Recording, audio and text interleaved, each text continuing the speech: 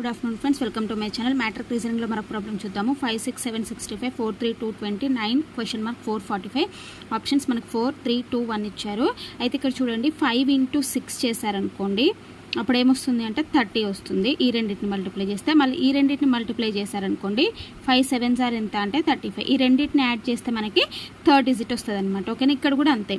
మనకి 4 3s are ఎంత 12, అట్లాగే 4 2s are ఎంత 8. ఈ రెండింటిని కలిపితే ఎంత వచ్చింది మనకి థర్డ్ నెంబర్ వచ్చింది.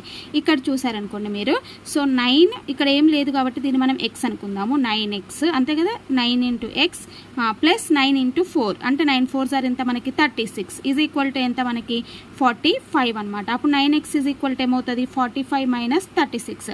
సో 45 minus 36 అంటే ఎంత మనకి అంటే 9. అప్పుడు 9x ఈజ్ ఈక్వల్ టు 9 అంటే 9 9 క్యాన్సిల్ అయితే x ఈజ్ ఈక్వల్ టు ఎంత 1 అనమాట. అంటే ఇక్కడ ఆప్షన్ డి అనేది మనకి రైట్ ఆన్సర్ అనమాట. ఓకేనా, సో థ్యాంక్ యూ.